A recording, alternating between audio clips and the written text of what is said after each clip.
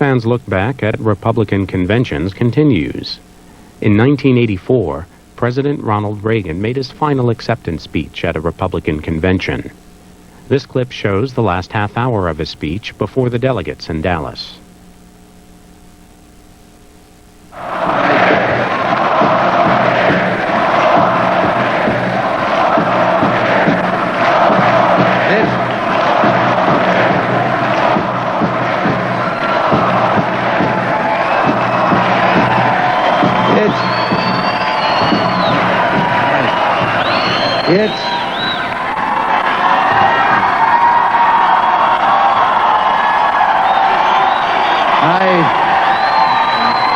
I heard you. And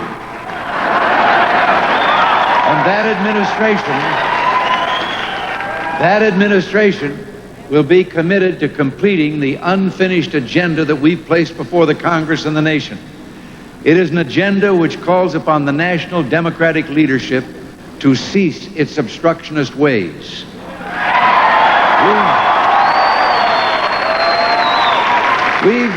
We've heard a lot about deficits this year from those on the other side of the aisle. Well, they should be experts on budget deficits. They've spent most of their political careers creating deficits. For 42 of the last 50 years, they have controlled both houses of the Congress. And for almost all of those 50 years, deficit spending has been their deliberate policy. Now, however, they call for an end to deficits. They call them ours. Yet at the same time, the leadership of their party resists our every effort to bring federal spending under control. For 3 years straight, they have prevented us from adopting a balanced budget amendment to the Constitution.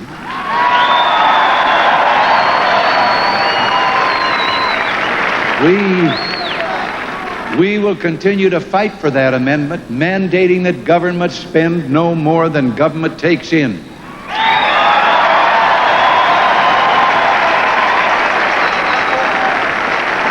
And we will fight, as the Vice President told you, for the right of a president to veto items in appropriations bills without having to veto the entire bill.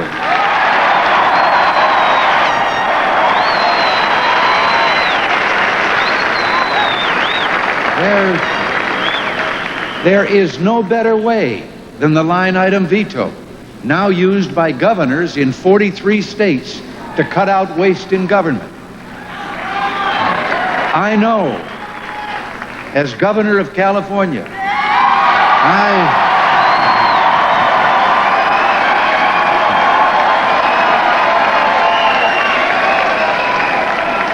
I successfully made such vetoes over 900 times.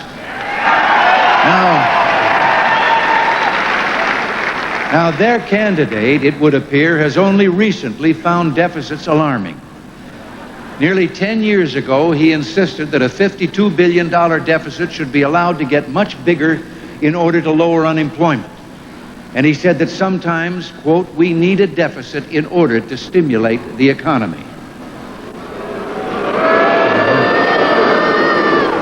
As senator, he voted to override President Ford's veto of billions of dollars in spending bills, and then voted no on a proposal to cut the 1976 deficit in half.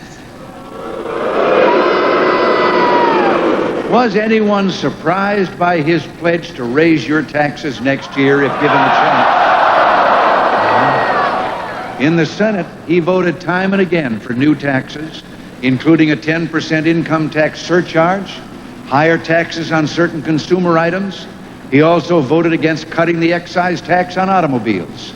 And he was part and parcel of that biggest single individual tax increase in history, the Social Security payroll tax of 1977. It tripled the maximum tax and still didn't make the system solvent.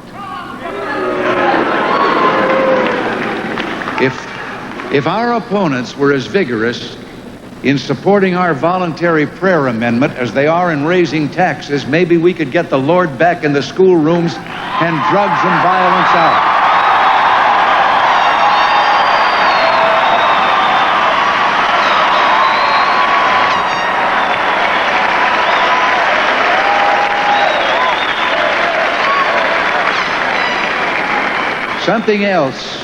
Something else illustrates the nature of the choice Americans must make. While we've been hearing a lot of tough talk on crime from our opponents, the House Democratic leadership continues to block a critical anti-crime bill that passed the Republican Senate by a 91-to-1 vote. Their burial of this bill means that you and your families will have to wait for even safer homes and streets. There's no longer any good reason to hold back passage of tuition tax credit legislation.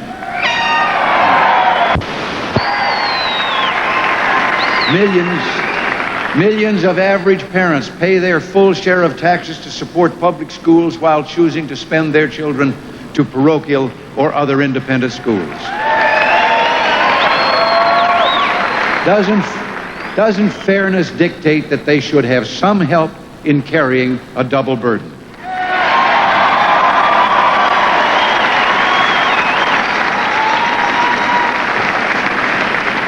When we talk of the plight of our cities, what would help more than our enterprise zones bill, which provides tax incentives for private industry to help rebuild and restore decayed areas in 75 sites all across America? If they really wanted a future of boundless new opportunities for our citizens, why have they buried enterprise zones over the years in committee? Our opponents are openly committed to increasing your tax burden. We are committed to stopping them.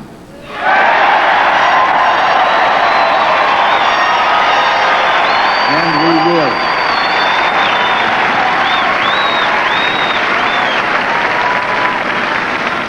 They call their policy the new realism, but their new realism is just the old liberalism.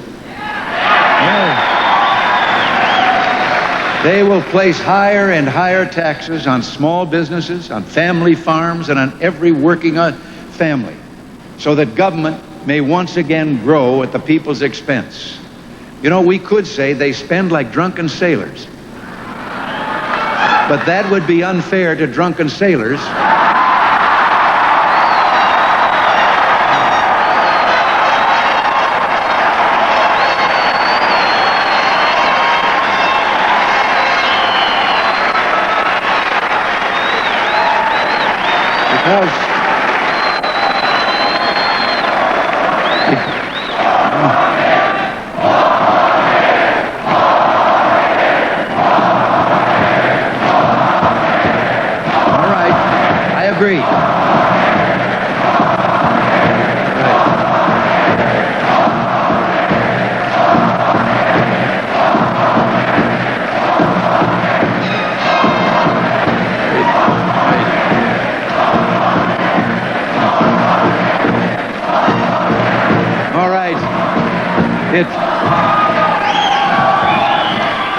I was going to say it would be unfair because the sailors are spending their own money.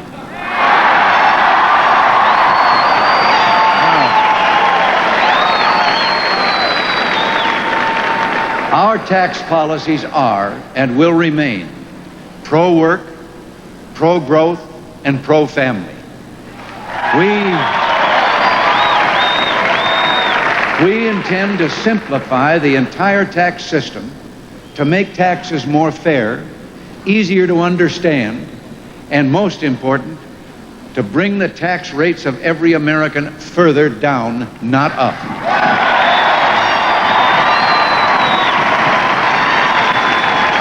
Now, if we bring them down far enough, growth will continue strong, the underground economy will shrink, the world will beat a path to our door, and no one will be able to hold America back, and the future will be ours.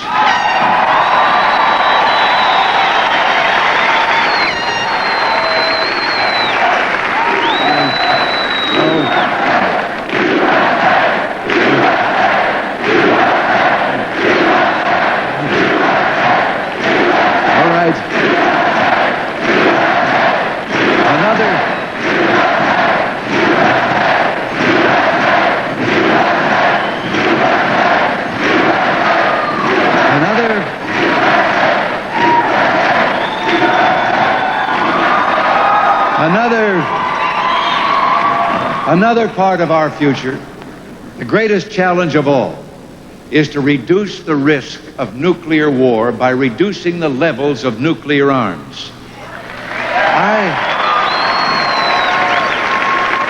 I have addressed parliaments, have spoken to parliaments in Europe and Asia during these last 3.5 years, declaring that a nuclear war cannot be won and must never be fought.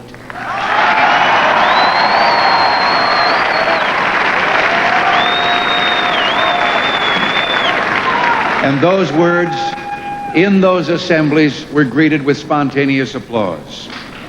There are only two nations who, by their agreement, can rid the world of those doomsday weapons: the United States of America and the Soviet Union. For the sake of our children and the safety of this earth, we ask the Soviets, who have walked out of our negotiations, to join us in reducing and, yes, ridding the earth of this awful threat.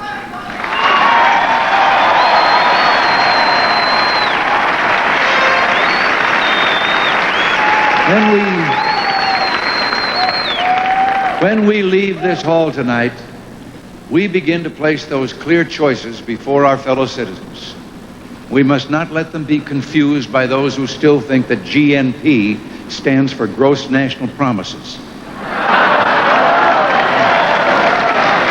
But after the debates, the position papers, the speeches, the conventions, the television commercials, primaries, caucuses, and slogans, after all this, is there really any doubt at all about what will happen if we let them win this November? Is there any doubt that they will raise our taxes? That they will send inflation into orbit again? That they will make government bigger than ever, and deficits even worse, raise unemployment, cut back our defense preparedness, raise interest rates, make unilateral and unwise concessions to the Soviet Union? And they'll do all that in the name of compassion. It's what they've done to America in the past. But if we do our job right, they won't be able to do it again.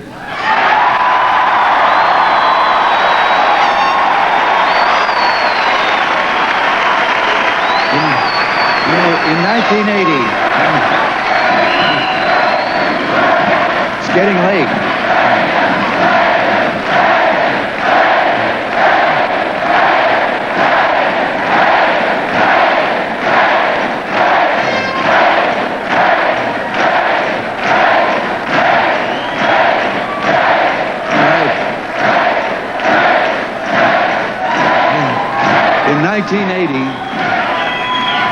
In 1980, we asked the people of America, are you better off than you were 4 years ago?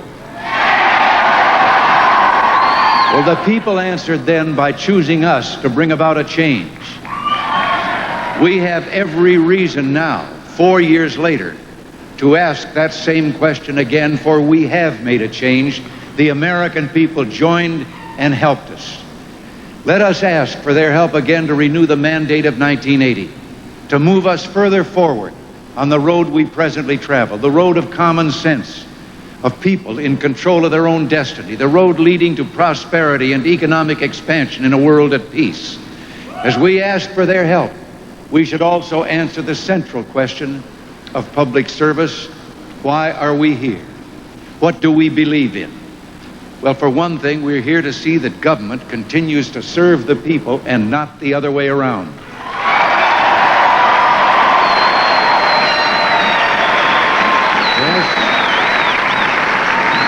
Yes, government should do all that is necessary, but only that which is necessary.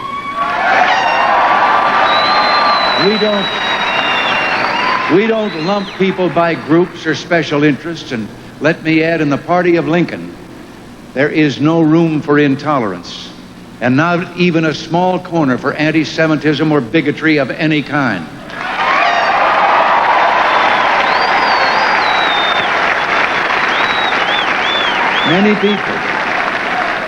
Many people are welcome in our house, but not the bigots.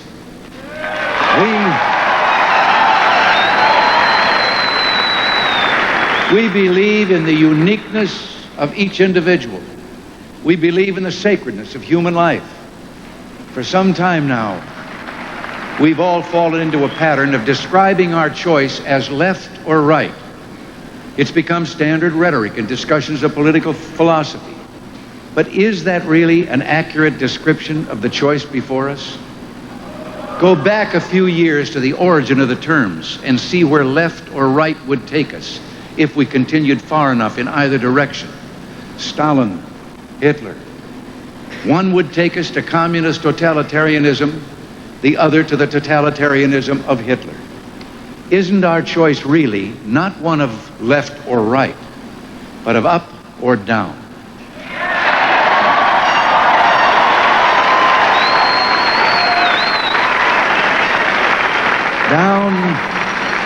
Down through the welfare state to statism, to more and more government largesse, accompanied always by more government authority, less individual liberty, and ultimately totalitarianism, always advanced us for our own good. The alternative is the dream conceived by our founding fathers, up to the ultimate in individual freedom consistent with an orderly society.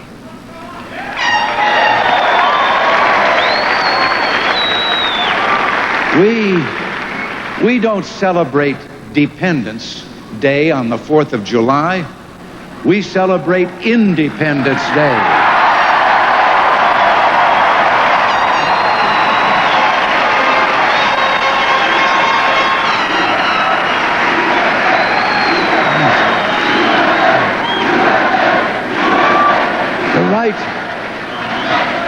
We celebrate the right of each individual to be recognized as unique, possessed of dignity and the sacred right to life, liberty, and the pursuit of happiness. At the same time, with our independence goes a generosity of spirit more evident here than in almost any other part of the world. Recognizing the equality of all men and women, we're willing and able to lift the weak, cradle those who hurt, and nurture the bonds that tie us together as a nation, one nation under God.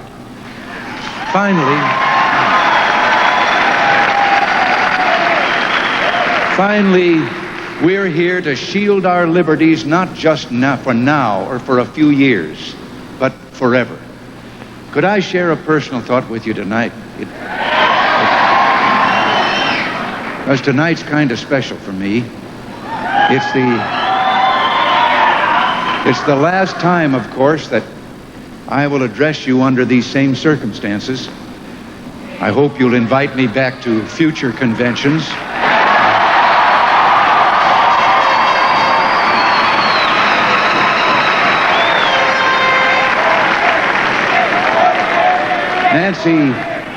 Nancy and I will be forever grateful for the honor you've done us, for the opportunity to serve, and for your friendship and trust. I began political life as a Democrat, casting my first vote in 1932 for Franklin Delano Roosevelt. That year, the Democrats called for a 25% reduction in the cost of government by abolishing useless commissions and offices and consolidating departments and bureaus, and giving more authority to state governments. As the years went by and those promises were forgotten, did I leave the Democratic Party, or did the leadership of that party leave not just me, but millions of patriotic Democrats who believed in the principles and philosophy of that platform?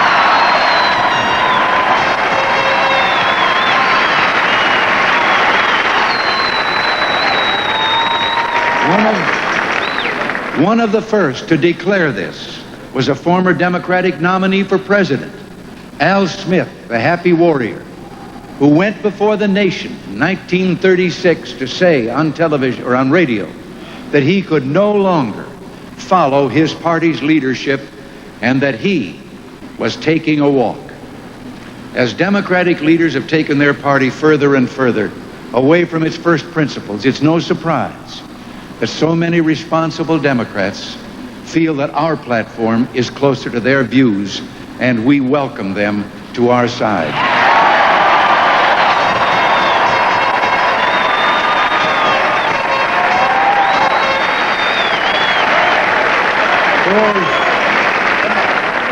4 years ago, we raised a banner of bold colors, no pale pastels. We proclaimed a dream of an America that would be a shining city on a hill. We promised that we'd reduce the growth of the federal government, and we have. We said we intended to reduce interest rates and inflation, and we have.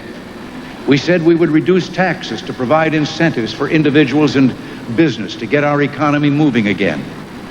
We said, and we have, we said there must be jobs with a future for our people, not government make-work programs.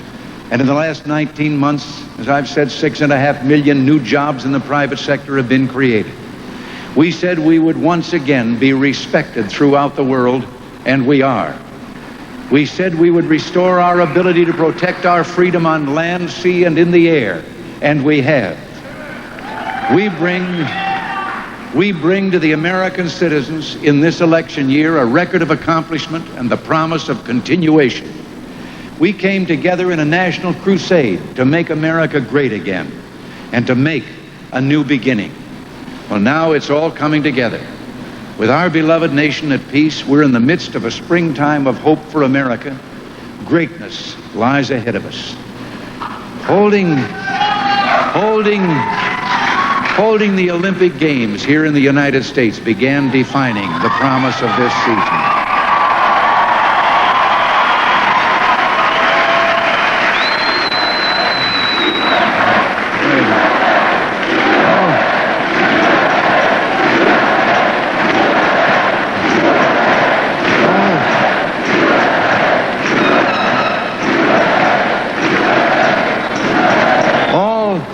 All through the spring and summer, we marveled at the journey of the Olympic torch as it made its passage east to west over 9,000 miles by some 4,000 runners. That flame crossed a portrait of our nation. From our Gotham City, New York, to the cradle of liberty, to the cradle of liberty, Boston. Across the Appalachian springtime to the city of the big shoulders, Chicago.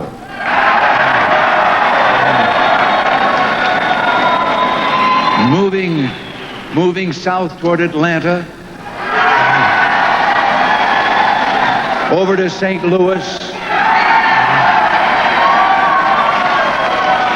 past its gateway arch, across wheat fields into the stark beauty of the Southwest, and then up into the still snow-capped Rockies.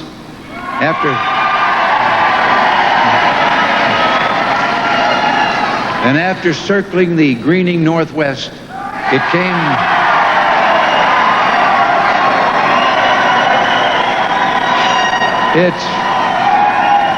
came down to California,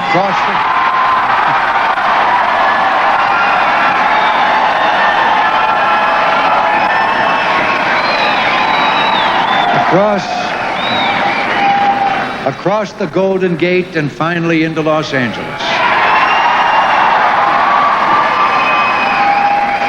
And all along the way, that torch became a celebration of America. And we all became participants in the celebration. Each news story was typical of this land of ours. There was Ansel Stubbs, a youngster of 99, who passed the torch in Kansas to a 4-year-old Katie Johnson. In Pineville, Kentucky, it came at 1 a.m. So hundreds of people lined the streets with candles. At Tupelo, Mississippi, at 7 a.m. on a Sunday morning, a robed church choir sang "God Bless America" as the torch went by. The torch went through the Cumberland Gap, past the Martin Luther King Jr. Memorial, down the Santa Fe Trail and alongside Billy the Kid's grave. in Richardson, Texas.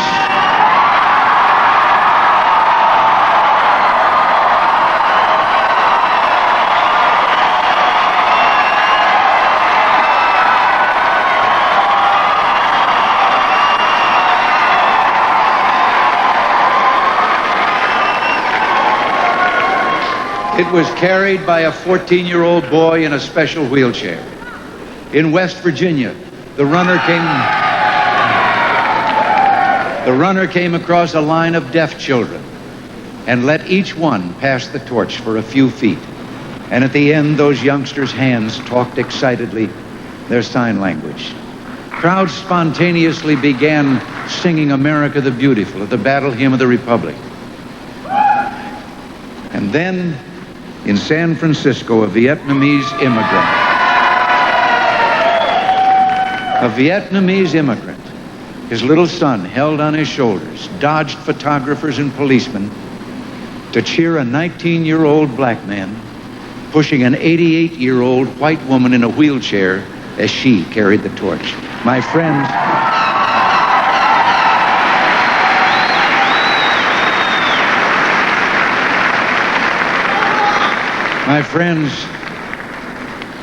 that's America.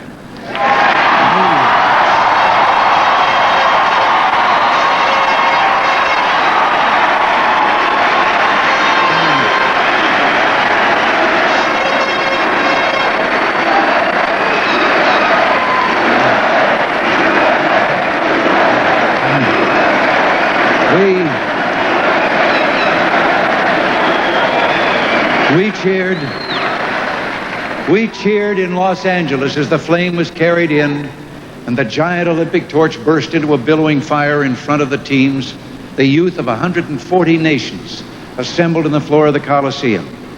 And in that moment, maybe you were struck, as I was, with the uniqueness of what was taking place before 100,000 people in the stadium, most of them citizens of our country, and over 1 billion worldwide watching on television. There were athletes representing 140 countries here to compete in the one country in all the world whose people carry the bloodlines of all those 140 countries and more.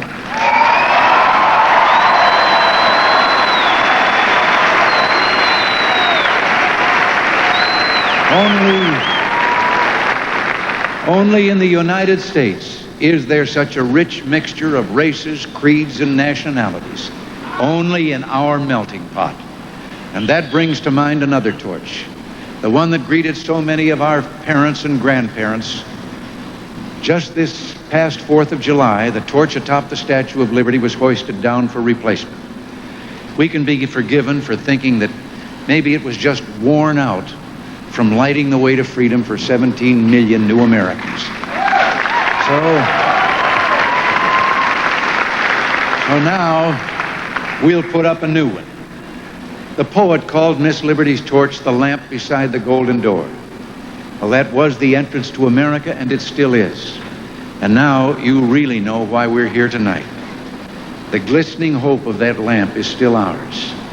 Every promise, every opportunity is still golden in this land. And through that golden door, our children can walk into tomorrow with the knowledge that no one can be denied the promise that is America. Her heart is full, her door is still golden, her future bright. She has arms big enough to comfort and strong enough to support. For the strength in her arms is the strength of her people. She will carry on in the 80s unafraid, unashamed, and unsurpassed.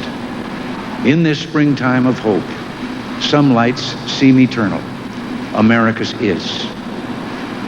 Thank you. God bless you, and God bless America.